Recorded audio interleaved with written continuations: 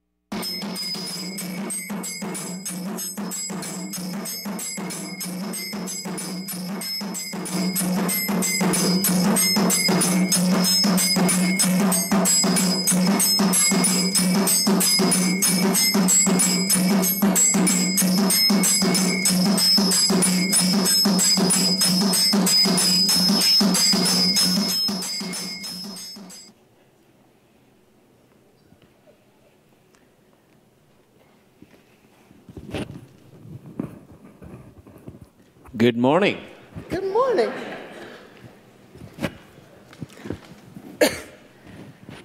Welcome to Cedar Lane Unitarian Universalist Church, a liberal religious community where love works, I'm Abhi Janamanchi, one of the ministers serving this religious community, and I am the Reverend Archine Turner, one of the other ministers serving this community.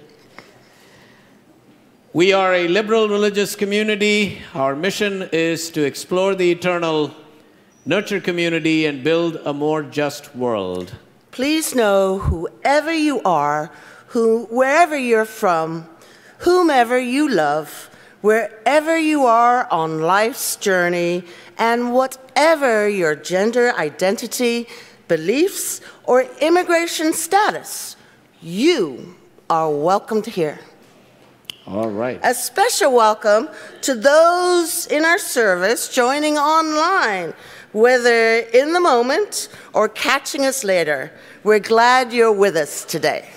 And today we have some friends in India who are watching us online, so an especially warm wave to them. It's 9:30, I think, in India right now, in the evening. If you're new to Cedar Lane, we have a small gift for you. Please raise your hand if you're comfortable doing so, and keep it raised for a moment so we may recognize and welcome you to our worship. Let's give our guests a warm Cedar Lane welcome.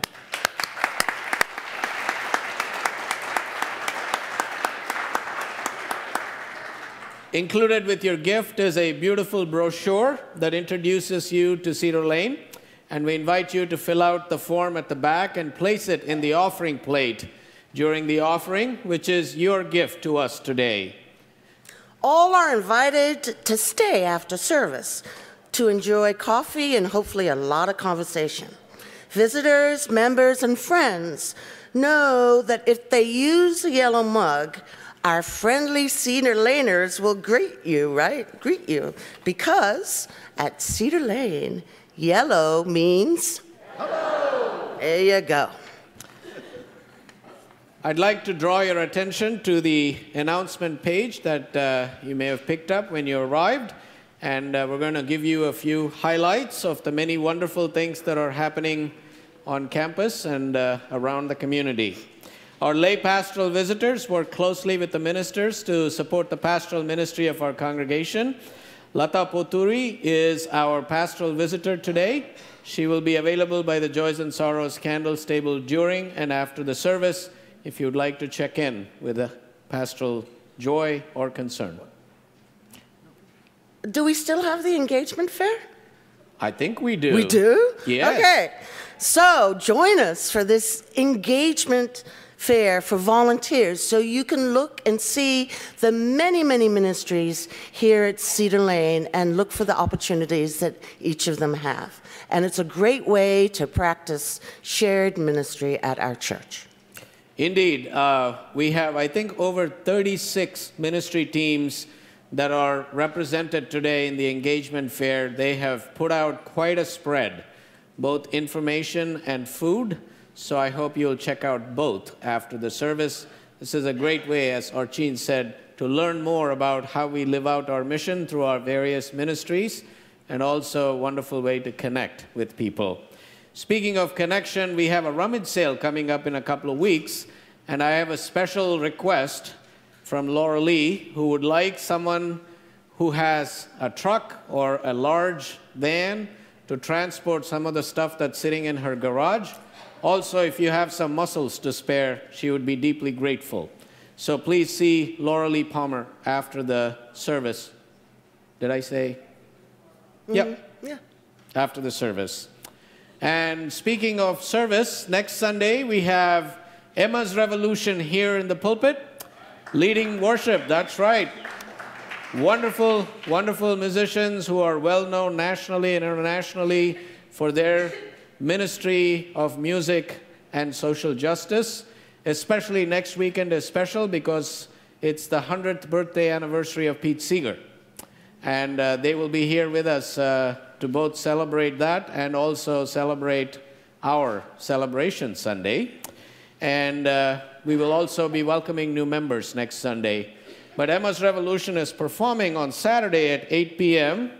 at Joe's Emporium in Mount Rainier. Maryland. I can't read my own handwriting. Anyway, it's at 8 o'clock. If you're interested, do stop by because it is a concert commemorating Pete's 100th birthday.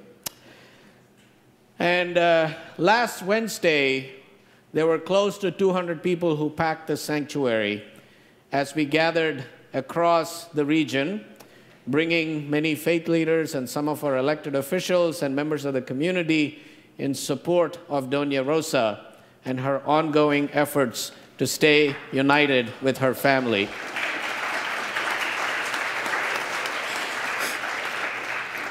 We heard some powerful testimonials from Doña Rosa, from Doña Orquídea, and Eddie Macario, who is a community organizer with AIM. And we are continuing our effort by gathering tomorrow at ICE office in Fairfax to try and deliver Doña Rosa's petition for a stay of removal. And if you are available to go, we would love to have you join us. There are carpools leaving from Cedar Lane, so if you would pick up this half sheet on your way out there by the back. It gives more information about gathering and also traveling together from here. As well as on Tuesday, we have a press conference by the U.S. Capitol at 1:30 in the afternoon. Once again, national leaders will be joining some of our elected representatives, and I'm also going to be joining them to share more about our efforts in trying to fight some of the immoral and unjust practices of this administration. Whew. I know, that's a lot, right? It is. So now, keeping with the spirit of deepening our connection to community, please turn to your neighbor and say hello. Good morning. Good morning.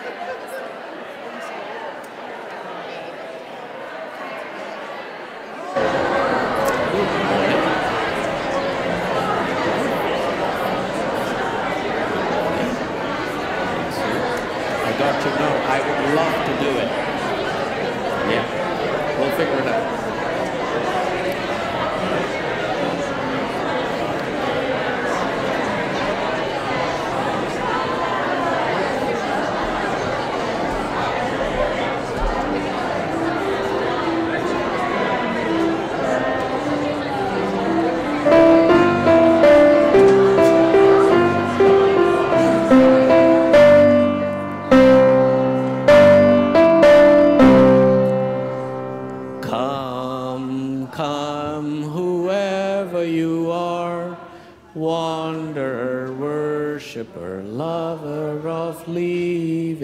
Hearts is no caravan of despair.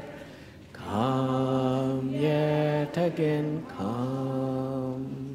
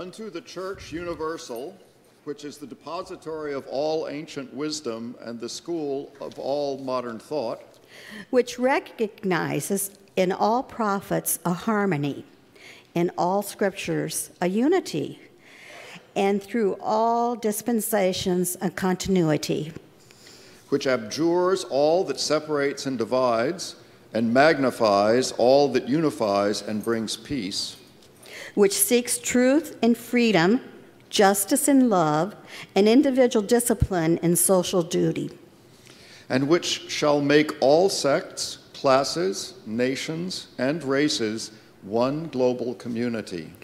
Unto this church and unto all its members, known and unknown throughout the world. We pledge the allegiance of our hands and our hearts. hearts.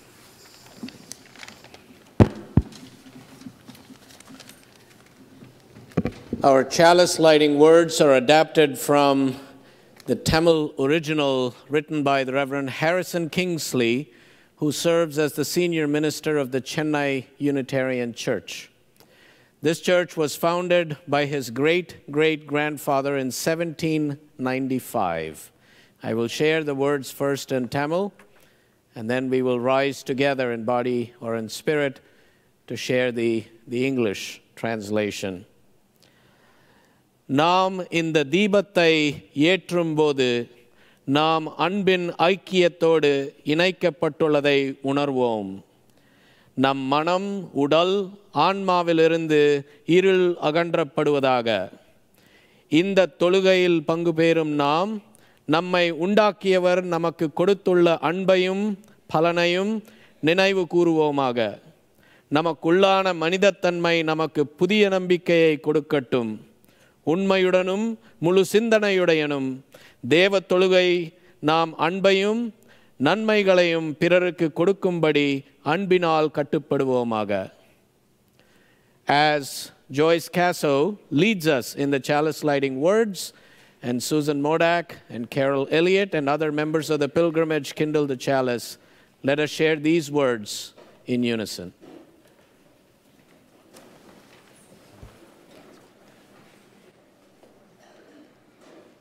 We kindle the chalice as an expression of joining ourselves in the warmth of our community and fellowship, in oneness to dispel the shadows from our mind, body, and spirit.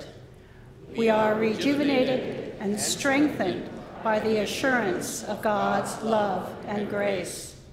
We participate in worship, united in love, and renewed by our connections and our common humanity. Please remain as you are for singing 1023, Building Bridges. The words are on screen. We'd like to sing this in congregation and then in canon, 4 canons. This section, this section, this section, and this section. I'll lead you in it, and maybe we'll do it 4 times through. We'll see.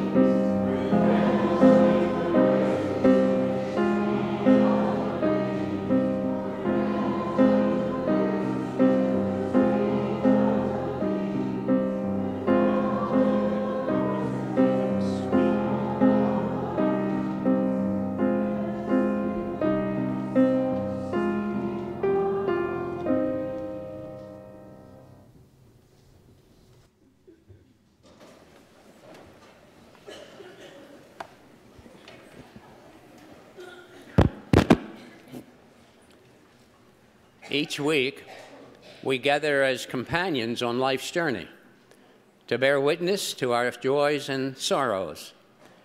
We gather in this sacred space to find the spiritual and emotional strength to face the many challenges of our lives. In this sacred space of community, we gather to be held literally and metaphorically as we grieve and as we celebrate. In this gathered community, we hold in our circle of caring those who are living through the small and extraordinary milestones of life, for whom parenting is a primary spiritual experience, who are mourning a loss, living with or caring for someone with grief as in chronic pain, who are struggling with illnesses, seen and unseen, with mental illness or addictions, who have suffered abuse or injustice, and those who are survivors and are surviving. Our caring extends beyond Cedar Lane to others whose lives are lost or impacted by violence and calamities in our world. We mourn today that 5 mosques in Birmingham, England, were vandalized with sledgehammers. We mourn the loss of the more than 1,000 people who are feared dead in the aftermath of Cyclone Idai in Zimbabwe, Malawi, and Mozambique, and the hundreds of thousands who are stranded and homeless. May these friends of ours, our companions in the world, and all that lives unspoken in our hearts be held in the meditations of our hearts and in the solace that silence brings.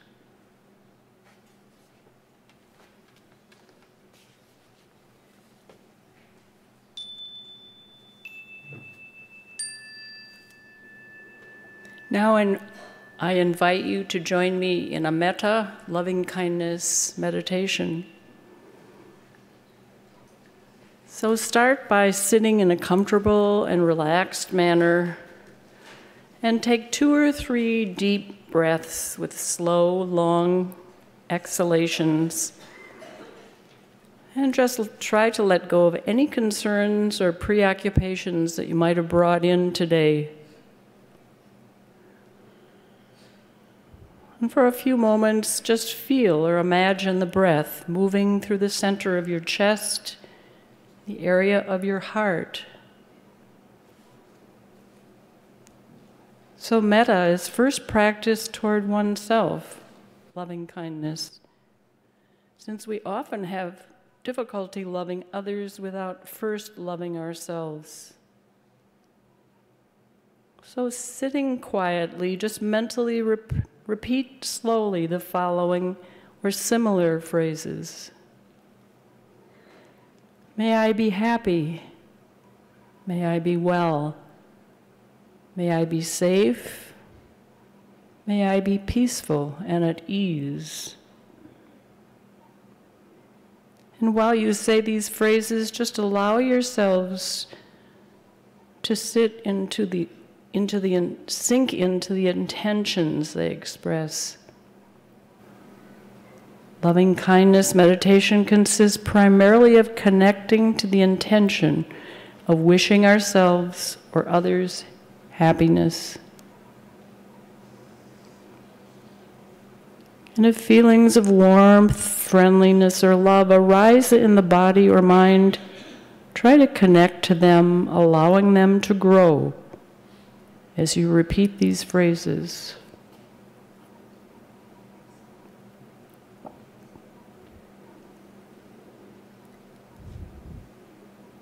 And now sending loving kindness to all beings. May all beings be happy. May all beings be well. May all beings be safe. May all beings be peaceful and at ease.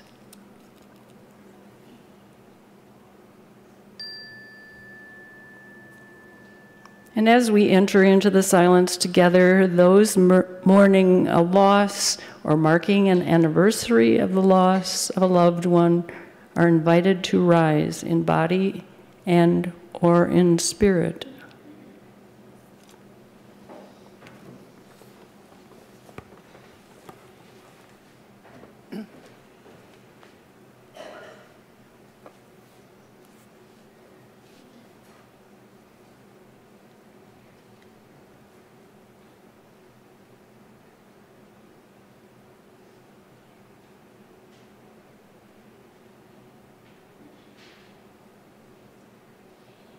Sarvesham swastirbhavatu.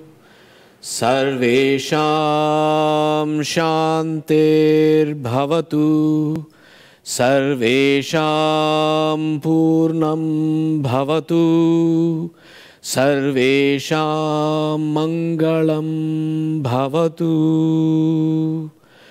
Om Shanti Shanti Shanti. Om Shanti Shanti Shanti. Om Shanti Shanti Shanti.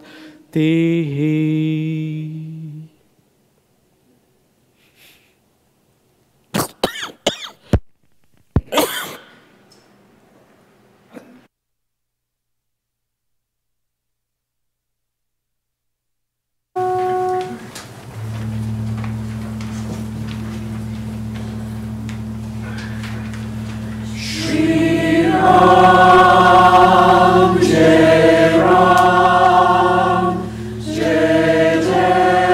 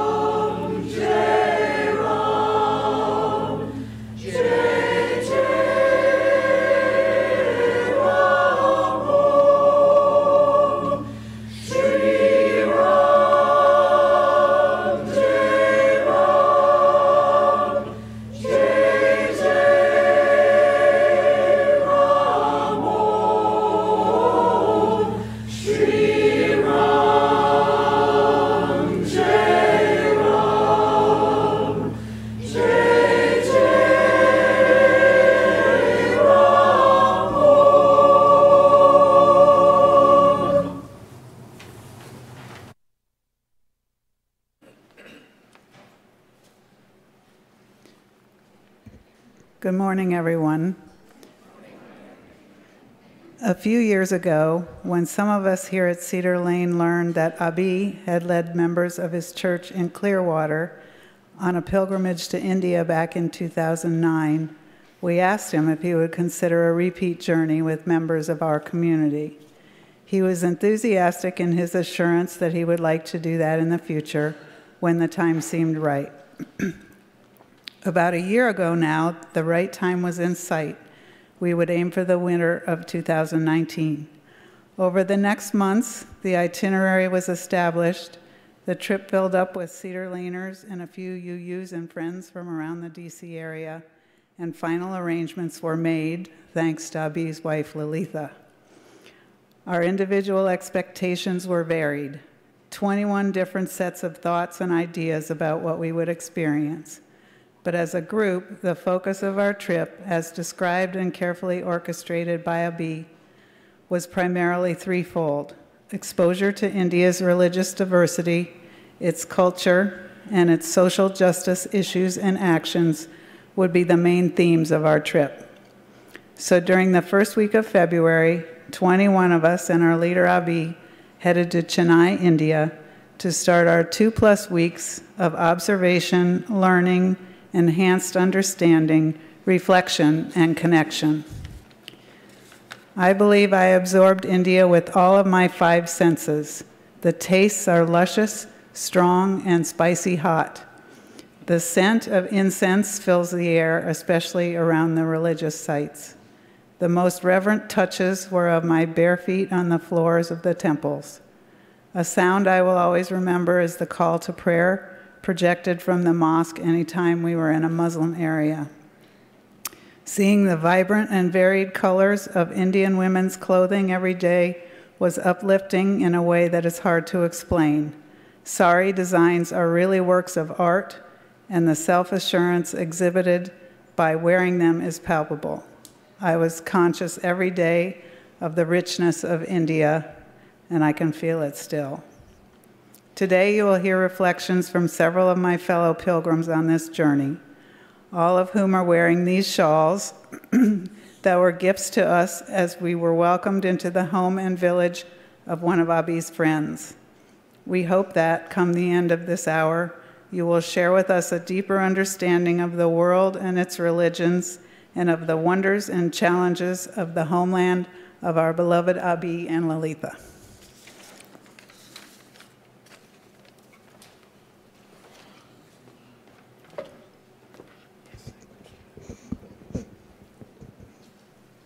Good morning. The richness of devotion and unexpected similarities in customs with Western religions, as witnessed by our traveling group, helped deepen my appreciation for our UU faith, for the beliefs of others, and for my own family of mixed faiths. We also encountered differences and a hugely rich diversity among the faiths we observed and with our own UU faith. One positively felt difference was seeing how being Hindu was all-encompassing and blends seamlessly from life inside the temple to life outside. Personal shrines exist there in most homes and on most streets. This stands in contrast to our lives, where spirituality is often confined to an hour on Sunday mornings. As our journey began, we found ourselves barefoot besides people of all ages, many of whom waited in long lines in a temple where they were to receive a blessing. Barefoot, not to keep the temples clean, but to make everybody equal before the deities. Outside the temple, people aren't so equal. There's still the caste system, illegal but still felt throughout Hindu tradition and culture.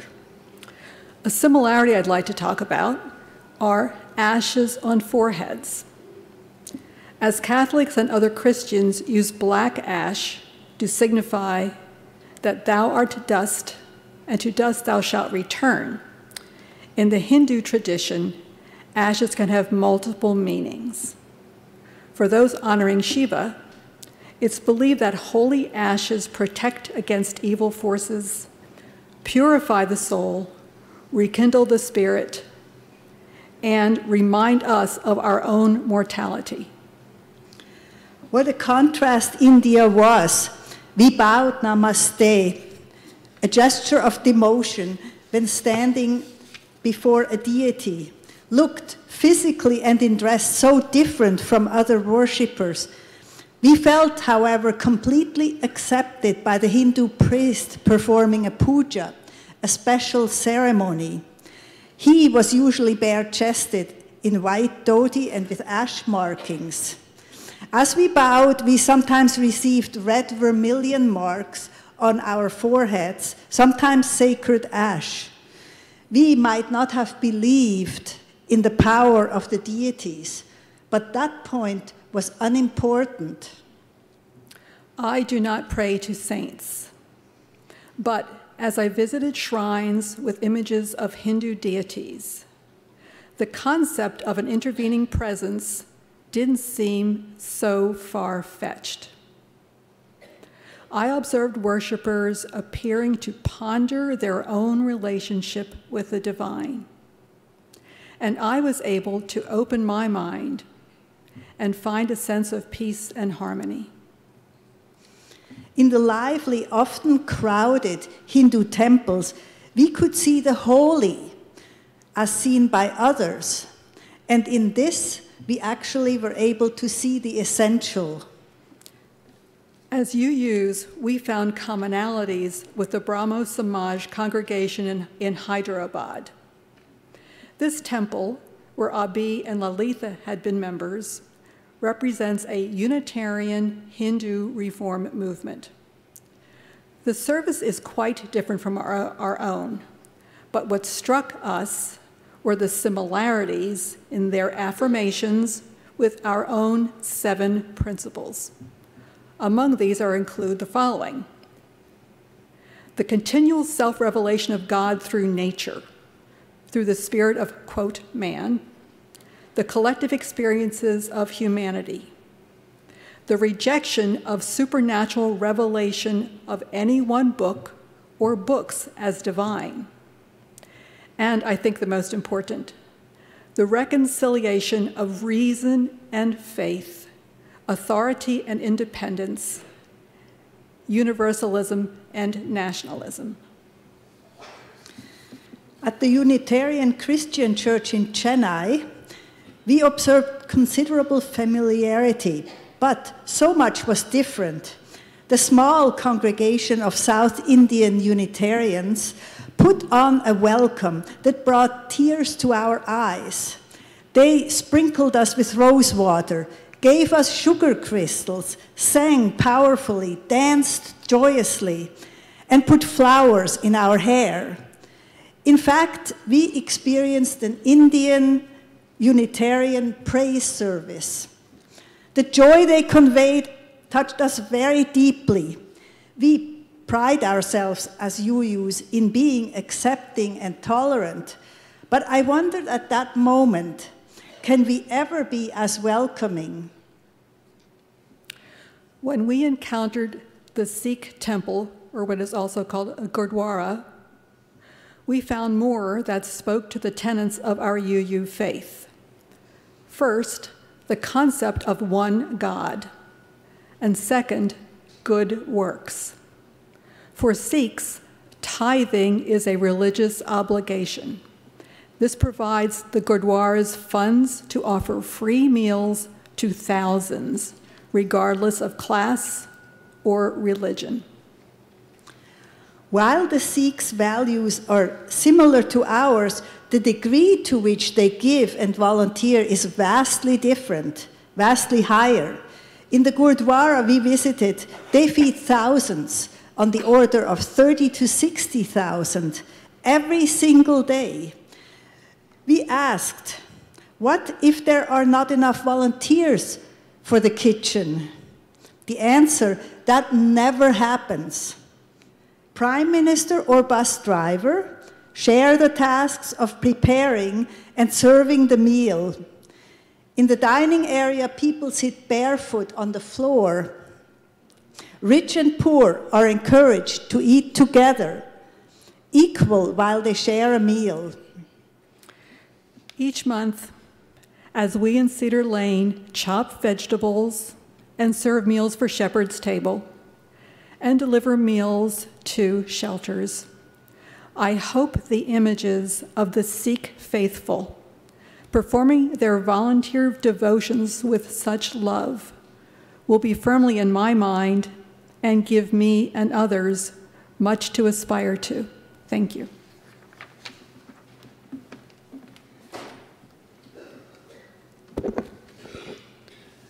Abhi's purpose was a spiritual pilgrimage, an opportunity to immerse ourselves in the rich spiritual and cultural heritage of India.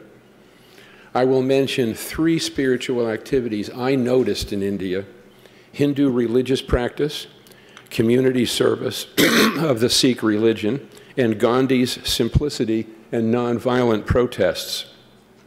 First, Hindus have magnificent temples, larger than U.S. churches, covering many acres. We also notice temples, tiny but equally elaborate, on street corners in most neighborhoods, rich or poor. Hindu religious practice is quite different from ours. Hindus go to the temple when they feel moved, a few times a week. They visit their favorite shrines and receive from the priest offerings of fruit or vermilion powder or sacred ash. They sit on the floor to commune with the divine and each other.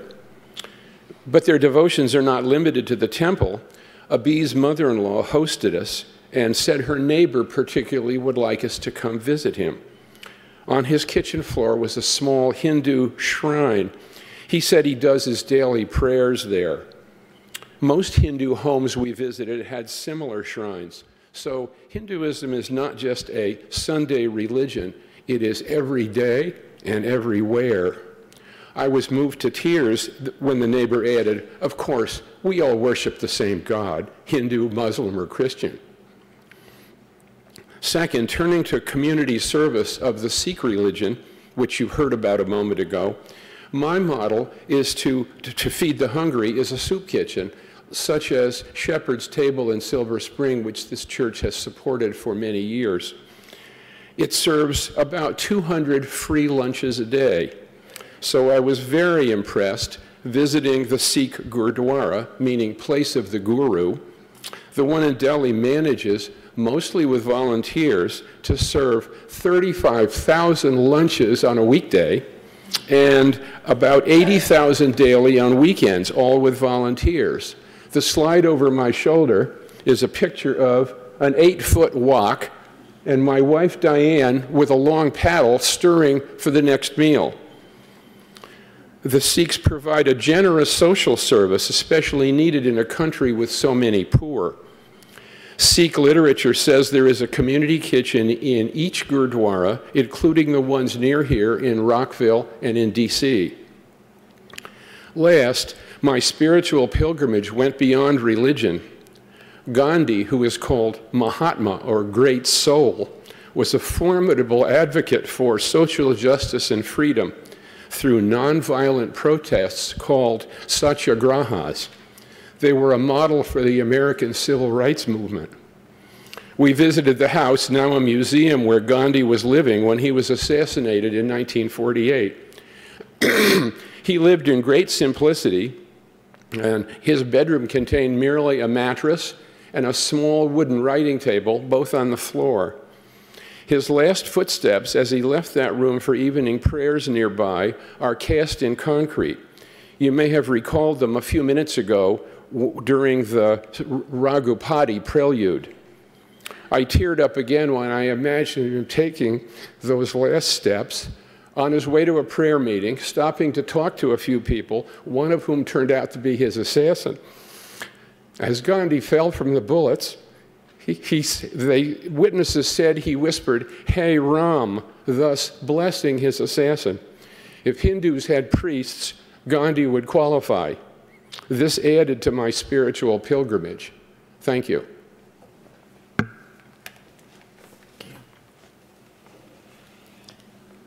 Thank you, Perry, Diane, and Angela, for your moving reflections and lifting up some of the themes around welcome and generosity. The image that you see on screen is actually from one of the temples in Tanjavur in Tamil Nadu, where every day women gather, and I want to emphasize women because men are not to be trusted in this work, of counting all the money that is brought in the previous day. And we're talking thousands and thousands of rupees that then the women carefully sort, count, and then it is used not just for the upkeep of the temple, but to support the larger community, especially feed the poor in the city, which is just an indication of the incredible generosity of spirit that is embodied, that comes out of that deep hospitality that is ingrained in Indian culture, which also we heard about what happens at the Gurudwara. We are a generous community. You know, we give of ourselves very generously, as is indicative of our generosity campaign, which is making good progress. I think to date we have raised about 600,000, Mary, out of the 900,000 that we had set for ourselves, which is due to the incredible generosity of many of our members, including our new members. But we still have a ways to go. And in order for us to really live out our mission and ministry, we need to step up, looking at this not as a contribution, but as a commitment to our faith. So in that spirit, our offering will now be given and received as Suvina Srinilayam, who is a student at the Natnanjali School of Dance here in Bethesda, offers a dance in celebration and praise of the Mother Goddess, Goddess Shakti, who is embodied in many forms, Durga, Meenakshi, Kanyakumari. The offering will now be given and gratefully received.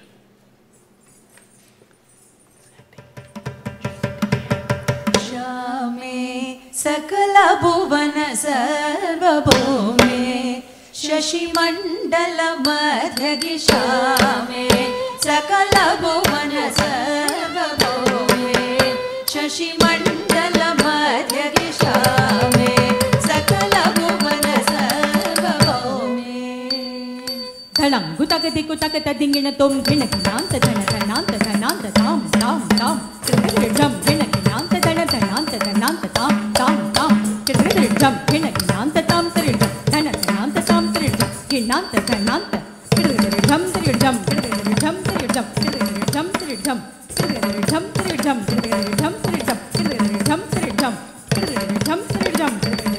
jam jam jam jam jam Shame sakala bhuvana sarva bhume Shashi mandala madhyagishame sakala bhuvana sarva bhume Shashi mandala madhyagishame sakala bhuvana sarva bhume Shashi mandala madhyagishame sakala bhuvana sarva bhume Shashi mandala madhyagishame sakala bhuvana sarva bhume Shashi mandala madhyagishame sakala bhuvana sarva bhume Shashi mandala madhyagishame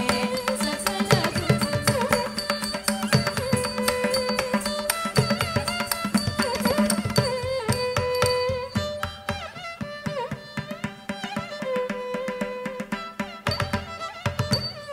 Shame sakala bhuvana sarva bhume Shashi mandala madhyagishame sakala bhuvana sarva bhume Shashi mandala madhyagimama panidada papa magama pamama nidama sanida padamama panidada papa magama pamama nidama sanida padashame sakala bhuvana sarva bhume Shashi mandala madhyagishame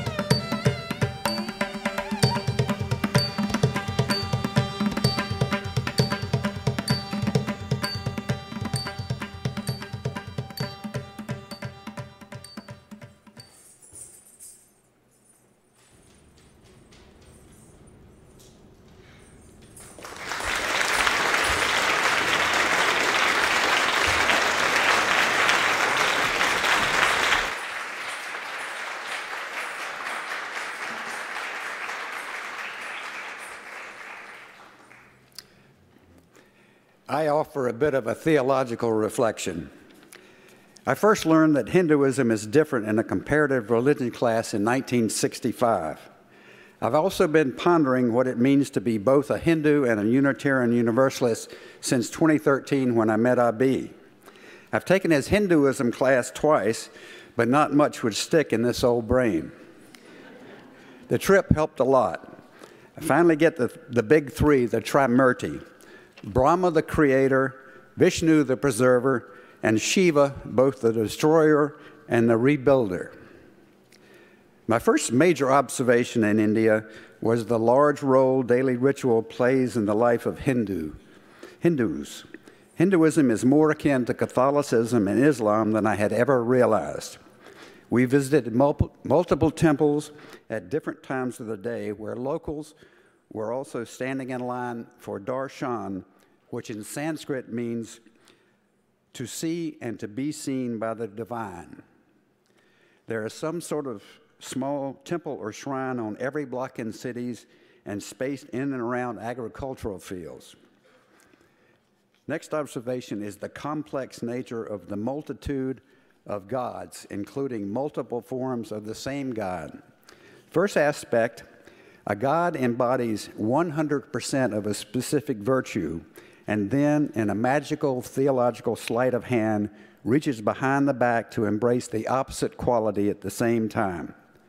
A second aspect, even though each god has their own story, value, system, and history, there is also a sense in which each of these multitudinous gods, some sources say 330 million, are part of a single supreme spiritual reality. At once, the gods are both separate and the same. I've long considered myself an agnostic at best, but I returned from India with a far more open mind, with a sense of wonder that life may be lived in such a way. Hinduism is an open-ended way of life, a path toward right living without absolutes. It leads to no specific conclusion of dogma. Buddha was a lifelong Hindu who defined his own quite unique path. I suppose this is the way to understand Abhi. Unitarian Universalism, like Buddhism, is an option along the Hindu path of life. There are many other options as well. Religion and theology fit squarely into my larger observation about India, best described by the word multiplicity. Once you become aware of a phenomenon in India, keep your eyes open, and you will start seeing variations on the theme. 20, 30, 50 variations, be it tastes, spices, colors of women's clothes, languages, or religions. Several have mentioned the beautiful colors on the streets of the cities. I was taken by the fact that there are women working in the fields wearing those same beautiful saris. Thank you.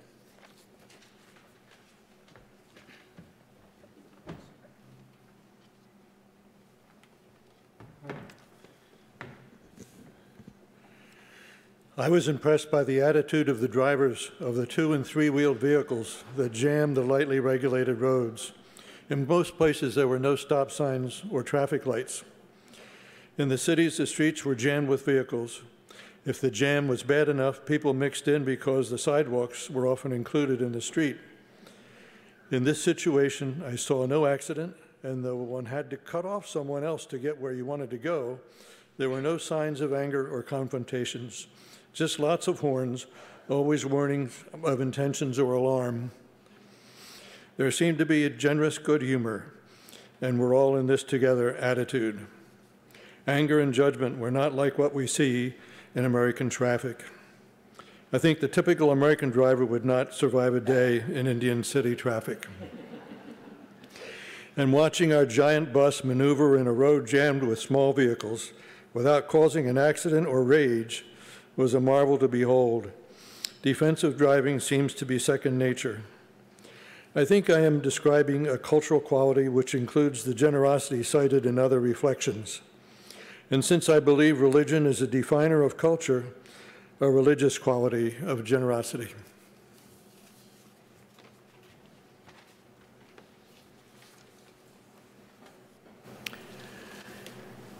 I found that travel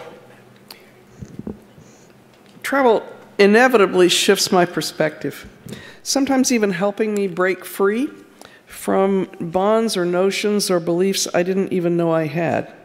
Our journey to India was such a kaleidoscope for me. India was so different, so complex for a Western mind to grasp that it may be years before the impact fully bubbles to my surface. But a couple of insights came almost immediately. Others of my traveling companions have referred repeatedly to hospitality. I'm going to spend a little moment on that too. We were really surrounded by it wherever we went, cities, villages, homes, wherever. Particularly, you heard of the congregation in Chennai. Abhi had told us of the congregation's current struggles. Its members are poor. Keeping it going has been challenging. You would not have known it from the bountiful spread they offered us. Throughout our journey, we experienced deep hospitality daily. In remote villages, indigenous people had traveled 350 kilometers to welcome us with tribal music and dance, and a hearty lunch. Lalitha's 80-year-old mother came through Hyderabad's legendary traffic to help us shop for fabric and negotiate with the tailor, making sure we were treated well. She later hosted our entire group for a sumptuous tea in her tiny apartment. We experienced a notion that is deeply part of being Indian. The guest is God. How one treats the guest, the stranger, is a part of who they are, how they are. Underlying true radical hospitality is generosity. Experiencing it was almost overwhelming. How so? Because it was totally lacking any shred of transactional expectation. I want to say it again right. It was totally lacking any shred of transactional expectation. It was always extended, often at great expense, by those who had little. India's poverty is ever present. We could see it everywhere. Many people have very, very little. The other insight for me was blindness. An illustration. Abhi's good friend Mahesh was our companion for several days. He's a community organizer who's working with those who have the least, sewer workers, the lowest of the low, to form a union and deal with their dangerous working conditions. They're lowered into the teeming channels beneath streets to ignite a match to explode the accumulated methane gas. More than 60 of them die each year from this practice. We were shocked, and we began to show our outrage. At that point, Abhi passionately reminded us to look closer to home. When he first came to Cedar Lane, Montgomery County's sanitation workers were on strike against low pay and working conditions. He tried to rally us to stand in their support. Few responded. We tend to be blind to the familiar around us. We can see desperate poverty in other places, but not necessarily in our own community. For me, it was a kaleidoscopic moment. We Cedar Laners pride ourselves on our commitment to radical hospitality and our seeking of beloved community.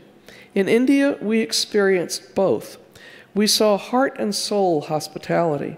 We saw the faces of beloved community, and both were humbling. At our welcoming best, our own practices are nowhere near their league. How can we put into wider practice what we pilgrims experienced?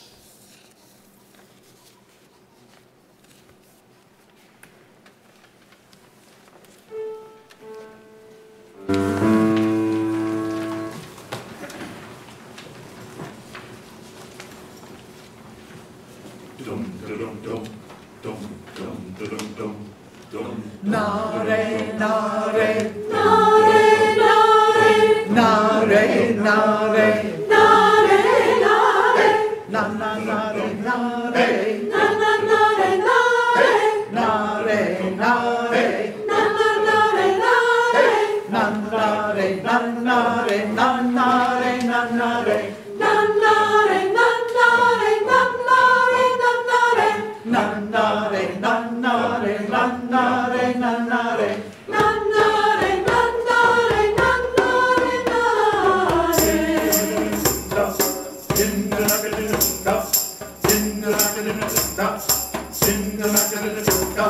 Sing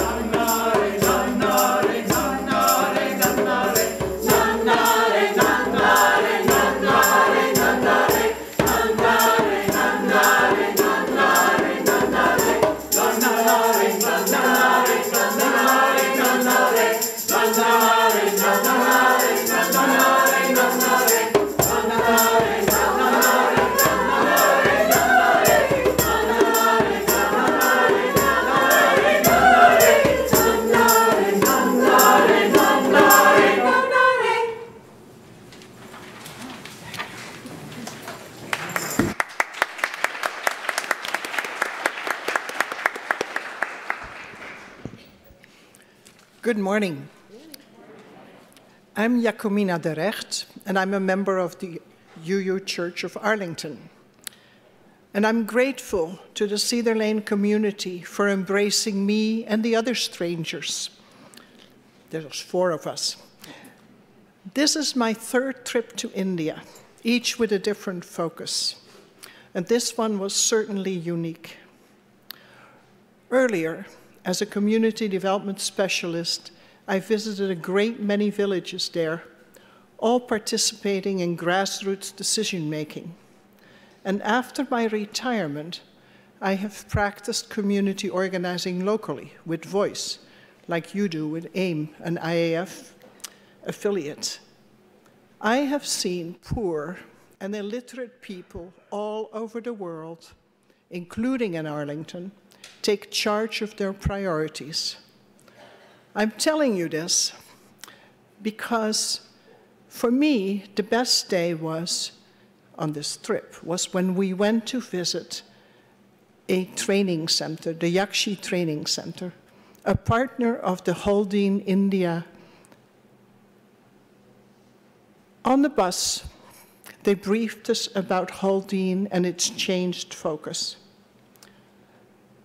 And this training center, the Yakshi Training Center, exemplified this changed focus because there, the facilitators work with indigenous people from the region as well as from the surrounding area.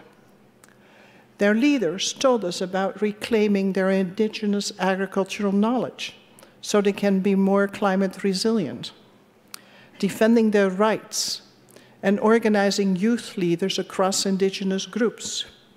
I so admired the professionalism and the respectful attitude of the trainers who facilitated our encounter. There was obviously a lot of trust between the groups and the facilitators, and the groups took center stage. The facilitators made it possible through some really fun group activities for us to encounter the stranger, and also for them, since the groups didn't know each other, to encounter each other. And we had this encounter around what were our basic values, what was important to us. The groups clearly demonstrated that they had developed leadership from within, and that the facilitators had helped in this process. But then, as luck might have it, we met another community organizer. Our young adult companion on the 3 days that we spent in the Khasi Hills, One Lung Millennium Gap, and currently the secretary for the Partnership Churches, is also a trained community organizer. His passion, his vision for the Unitarian faith, for the Unitarian communities there, was just infectious. On the long drives, he talked about the young adult groups who carry out joint economic and social projects and who really practice grassroots democracy. The community organizing principle of never do for people what they can do for themselves is just foremost in his work. So I have come back with questions for myself, for you, and for my own UU congregation, which will adopt the 8th principle at the end of March. It's the same questions that the International UUA Partnership and the Haldane India program is asking. How does one foster authentic partnerships in social justice work, at home and internationally? We often give money, but is that really the currency of authentic partnerships? Is it?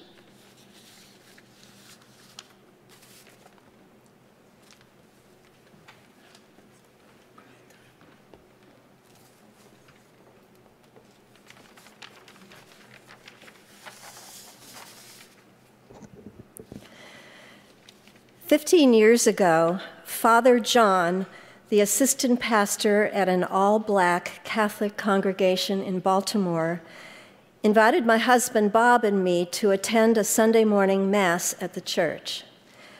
Our white faces certainly made us noticeable. I remember thinking, will the congregation wonder why we are here? And maybe they might even resent our presence. Even before they knew we were friends of Father John, their response was like a great, all-embracing hug. People approached us with smiles, made sure we had the right hymnals and readings, and generally made us feel like we belonged. And I felt that way again in India. We experienced the most extraordinary hospitality, not because we deserved it especially, but just because we had taken the time and effort to listen and appreciate. All this abundance of generosity has made me think about the joy of being welcomed, the scarcity of this act of communion in our lives, and how really bad it feels to be ignored or not seen. Abhi had said near the beginning of our trip in India, the guest is considered a manifestation of God. I didn't quite know what to make of that idea, but as we were greeted time and again at the Chennai Unitarian Christian Church, the Brahmo Samaj Temple in Hyderabad, and at a myriad of Hindu temples and Muslim mosques, I began to think that maybe what Abhi had described was not that visitors are God-like, but instead that we all possess what Quakers referred to as that of God in every person. And thus the embrace of welcome flows naturally if we allow it. There's a real beauty in that thought. It encourages a sense of equality and openness to the commonalities that we share. There's a deep-seated culture of hospitality in India that you can't help but respond to. And I'm not sure that is a particularly strong characteristic of life here in the Washington area. But perhaps I should just speak for myself. When Bob and I first met, he asked me if I was shy, which he clearly thought I was. I have never felt particularly shy, so I answered a little huffily, well, I'm not shy, I'm just reserved. Well, India, with its riot of colorful saris, seductive smells of spice, and smiles where one would least expect them, has put a big crack in my shell of reserve. After the 5th or 6th time of walking barefoot in temples and mosques, which, by the way, is meant as a show of equality among those who enter, and not primarily to keep the floors clean. After repeatedly walking barefoot on aching feet, I did feel a deeper connection to my brothers and sisters in this life journey. And for that, I am most grateful. And I recognize the importance of expressing this connection with an embrace of welcome, especially here at Cedar Lane, where beloved community is one of our highest aspirations.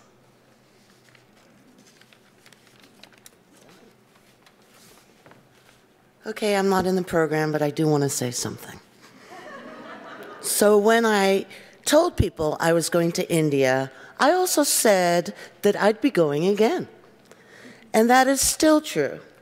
And I've been reflecting as to why. Notwithstanding that it has been my dream for close to 20 years to connect with our Unitarian brethren in the Khasi Hills in northeast India, which Mary, Yakamina, and I got to do briefly, but I'll share that in another sermon. It was because India felt like home to me, which is really strange. I grew up in the Bahamas and in North Wales, and I used to visit all my family in Jamaica. But when I left my physical home at 9 years old, because I went off to boarding school, home changed for me to a place where I loved the people, and the people loved me. And that's what I experienced in India. I know it doesn't make sense, but I immediately had a connection to the people. They felt like family, and I felt like their family. And it was more than just the brown skin we shared. Yes, there were spots along the way, our journey, where the flora was familiar, the smells were ones I recognized, and I remember eating several fruits as a child. But the smiles and the warmth in my soul when I connected eye to eye with seemingly strangers was indescribable. It was as if we saw the God in one another. And perhaps the most precious moment for me was not the spectacular places or the welcoming of the people that we experienced, but it was when I saw a particular tree and I began to say out loud, as a child, we used to play with the pods, and Abhi immediately finished my sentence. More than halfway across the world, when children have nature as their playground, they miraculously come up with similar games. And that was a special moment for me. Children are children, people are people, and the only thing each of us want is to be happy and loved.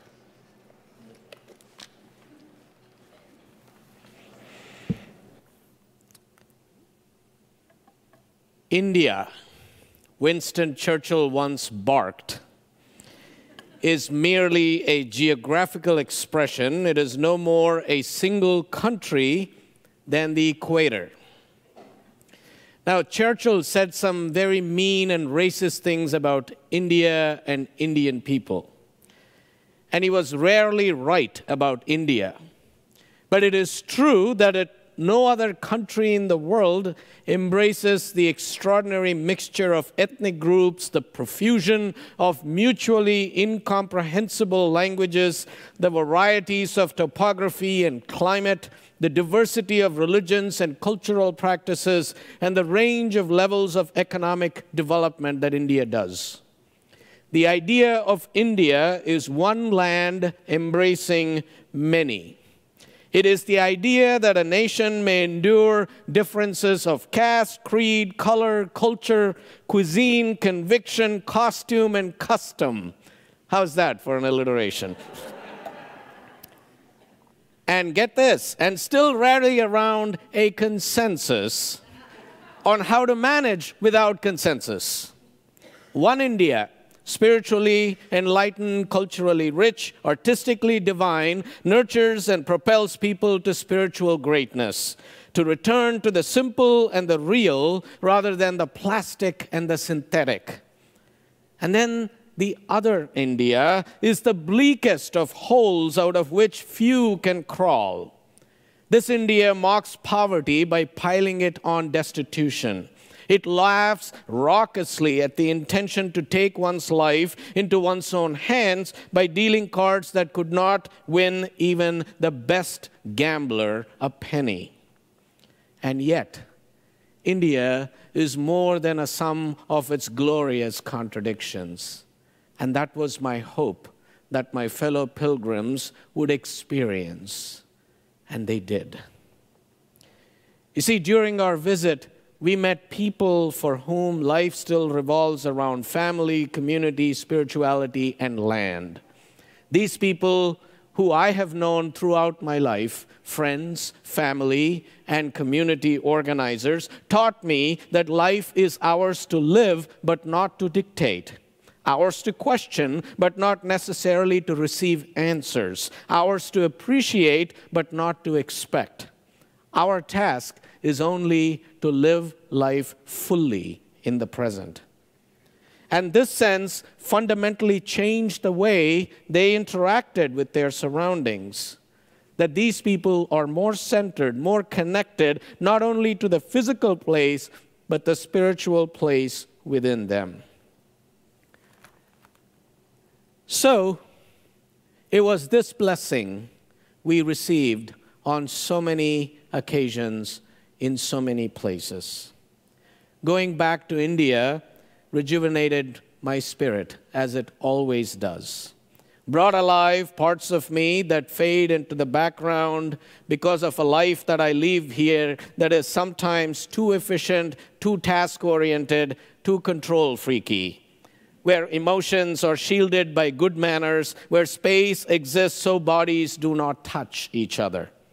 In India, I touched and was touched every day by people, by scenes, by thoughts and emotions. And with each experience, I learned that even 25 years away from India could not ever break the basic threads of human commonality that bound me and binds me together from birth. It was really good to be back home and share it with all of you. And now I invite us to rise as Archeen shares our closing words, and then we will close out with singing Spirit of Life. Sorry. This Little Light of Mine. And a song that we sang throughout our journey in the various places that we went to. Thank you.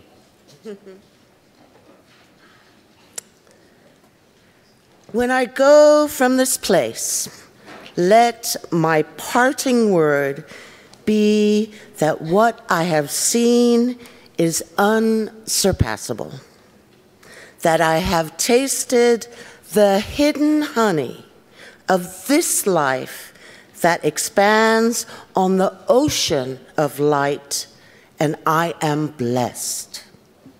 In this playhouse of infinite forms, let me have played and caught sight of the formless, that my whole body and my limbs have thrilled with the touch of that which is beyond touch.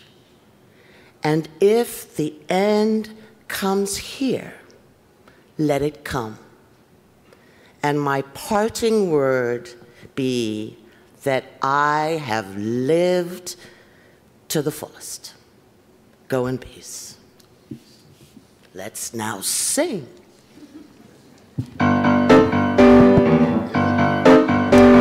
This little light. Here we go. This little